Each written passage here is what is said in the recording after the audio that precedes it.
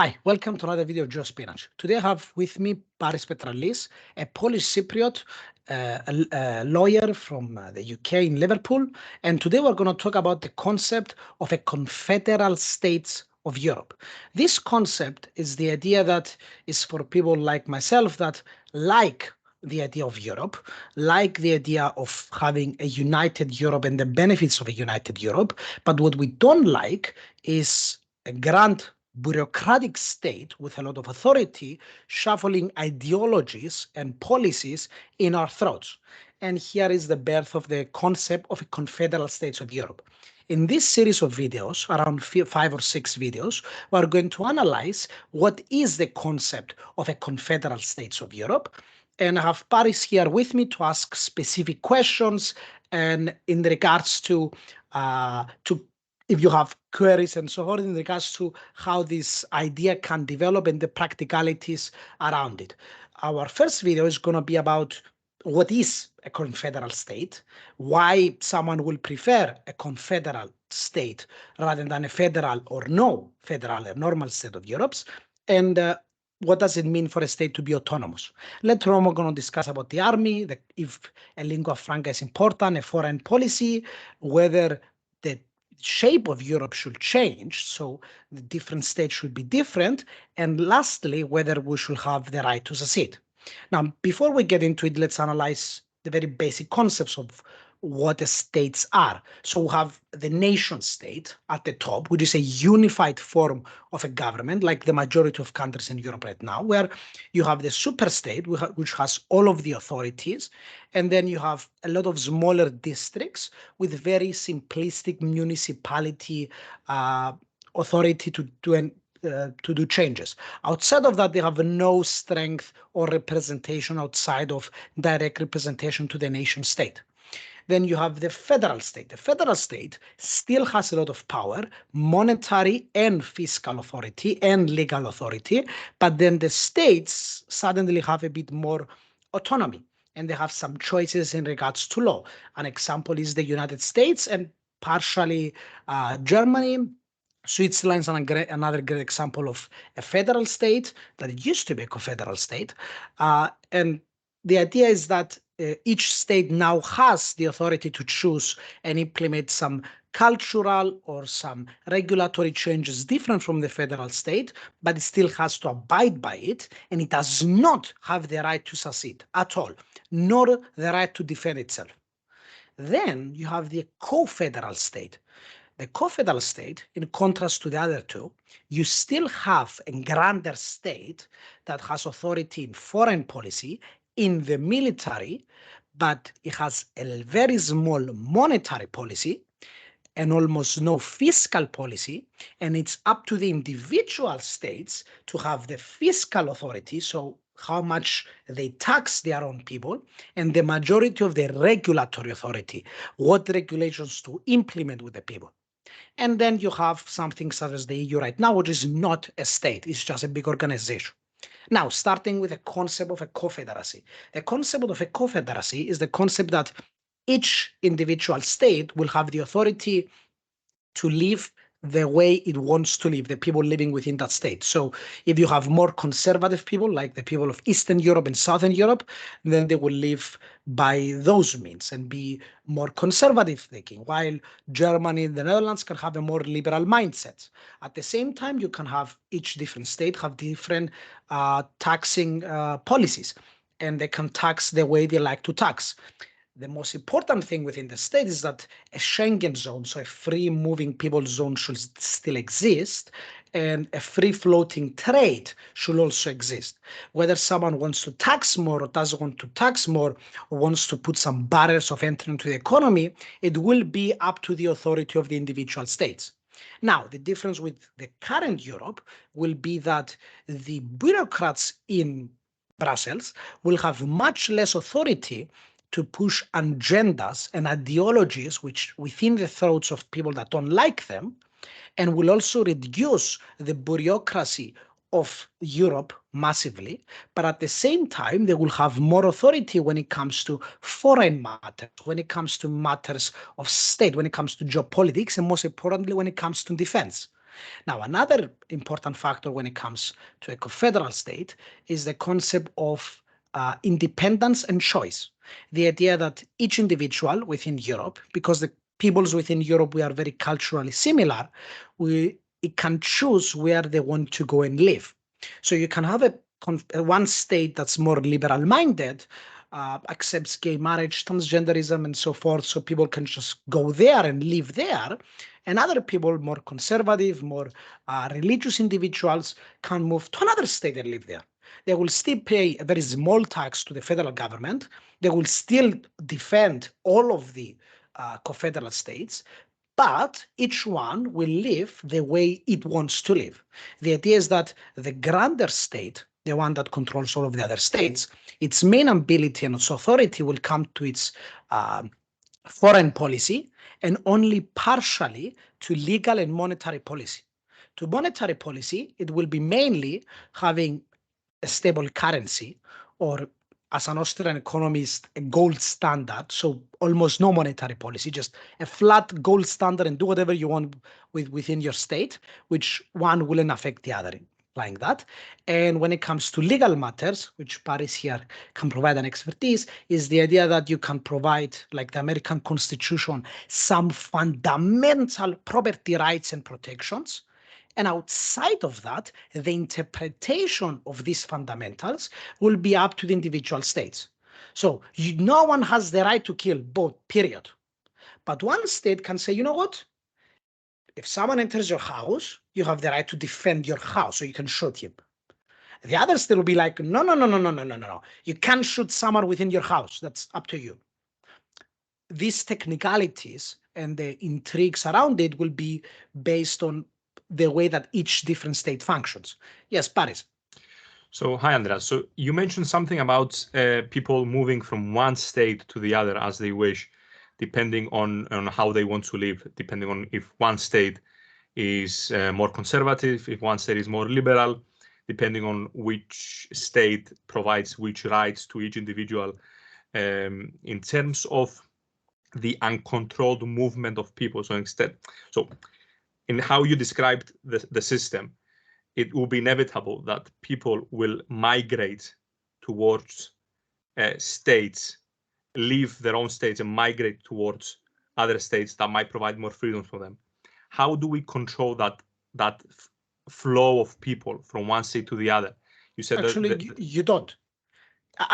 You don't in two senses. Firstly, this has been the case in Europe for the past 20 years. We still have the Schengen zone, right? So the free movement of peoples already exists. What we did notice is that the Poles did not take over of Germany, nor France. The Romanians and Bulgarians did not take Southern Europe. We've seen various migration waves from these countries to other European countries. But what we have observed in Europe is that a lot of people end up coming back to their states and coming back to their states with more ideals, while many stay there because they much prefer that state and the more liberal state. For example, I know many Cypriots that have stayed in the Netherlands because they much prefer the way Dutch people live. And it's their choice to do so. While in Cyprus here, weirdly enough, we had a lot of British people living abroad or older people coming to live here, mainly because of our climate as well as the safety we provide with our country, the more conservative traditions we have that some people appreciate. The fear of movement of peoples is an old fear. And I'm not saying that movement of peoples by itself is good. In many cases, it is bad. Within Europe, though, it is good. Why? Because in Europe, the fundamental rights, the fundamental concepts of our culture are the same. Europe in general is a Christo-Judaistic culture. We are a part of the Western civilization. A Pole and a Cypriot might live in very different lives, but in essence, the value of what is good and what is bad is in common the same, or at least very similar. So it's really easy for us to coexist as we have coexisted for so much time. The United States, another great example of mass migrations between peoples and how they gradually adapted. What the Confederal States will do, it will increase the rate of movement between peoples, but in my opinion, towards the good rather than the bad. In what essence? You have people that are more conservative thinking, going to a state and then vote conservative there, and that state becomes way more conservative. While other people that are more free market oriented, they move to another state, which will inevitably become more entrepreneurial, and they start voting there. The idea is that once you have this movement of populations, you're going to have some states that succeed way more than other states.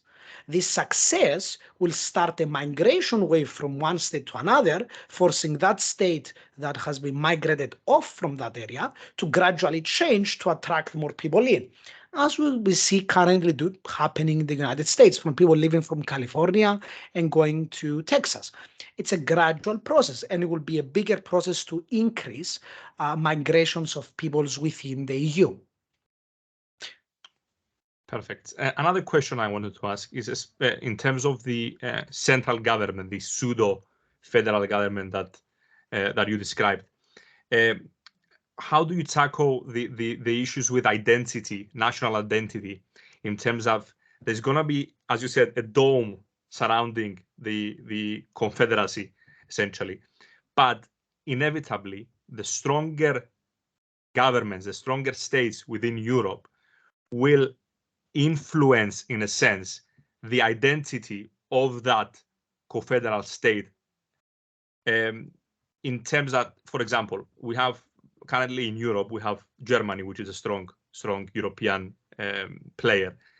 And we can see the influence that Germany has on the European Union and how it works as a not a state, sorry, as a system. Do you envisage that a confederacy, as you described, will have the same issues with strong players, strong states influencing that general policy making that the Confederacy might have? Yes, precisely. And that will be the fifth video we're going to make, which is going to be about why it's important in a confederal state and even a federal state that Europe should be segmented into smaller pieces as to avoid the dictatorship of the minority, but the dictatorship of the strong. Now, inevitably, in the concept of identity, to degrade your country from a nation to a state, that means, and I'm very vocal on this, I am a nationalist in the core, a conservative, but nonetheless, to believe in Europe means we have to create a new European national identity. That does not mean abandoning your inheritance. That will not happen, at least not for 100 years or so. But it will also mean to create a new identity, an identity that you feel proud of being European. And that identity will eventually overcome and overrule the other identities. The United States is a great example of this, that the United States had a very big Dutch, German, Irish identities and cultural groups, Chinese and so forth. But the dominant group was the Anglo-Saxons. Now, are the Americans today British? Not at all. They are not British. Yes, there are Anglo-Saxons, and their culture is the most similar to Britain compared to Germany, Dutch, and Ireland, but they still have traces from those cultures within their own. And this spot of mixtures of very similar cultures but very different cultures is something that can really work. And the United States actually the best example, because the United States, the majority of the immigrants that constituted today's United States are European immigrants. Yes, the United States is a foreign, it's in an immigrant's, let's say, paradise, but in reality, it's a European immigrants' paradise. What the United States is a bunch of Europeans, at least 80% of it, coming to the United States, mixing together for 100 years, and then you have a new identity, which is the United States of America. Well, it's more like English, Scottish, Irish, Germans, Dutch, and so forth, which eventually became the United States of America. But it wasn't that from the beginning. So yes, inevitably, even with the path we are rightly on, individual identities gets reduced, but I'm of the opinion that as a country, either a nation, confederal, or federal, you should have an identity. A state cannot exist without an identity to feel proud of. that is a very anti-Western ideal and a very destructive idea for any nation state. So it's very vital for a nation state to have an identity, whether it's that this is within a confederal or within Europe or within a federal state. So the concept of identity will be a vital thing for any path that Europe takes. But the biggest argument in favor of a confederacy is the argument that the two biggest arguments, the argument that the super state compared to the rest of the world has quite a strong political authority and political capital because mainly of its strategic location and its economic behemouthness. So the fact that it will be super state economically. Second advantage is this is the reason why I truly love a confederal state. Confederal states do not like expansion. Why? Because if even 60% of the states want to go to war, the other 40% have practically nothing to gain from it, since they gain very little money from the federal state, and their land is not going to expand in any meaningful way. So why should they go and sacrifice for something they're not going to gain? It's an inherently non-expansionary idea, and this is something that I truly like about the confederal state. It's absolutely great when it comes to protection and defense, because yes, they share a common defense, but it's because each individual has more say within his state. At the same time, he's more proud of his state and thus more willing to defend his state. So the ability of such confederacy to defend itself will be quite massive. A great example is the Confederal States of America. But it would be really bad when it comes to expansionary wars, which is something that many Europeans, in my opinion, agree on, because we are bored to follow the United States to all of their wars they're fighting that we have absolutely nothing to gain about from it. Now, this is only the first part of the video. We're going to have another 5 videos discussing very specific topics of this idea of this confederacy. And if you have any queries and questions in regards to this topic, please do ask them. Barry, before we go to the next video, any questions in regards to the concept?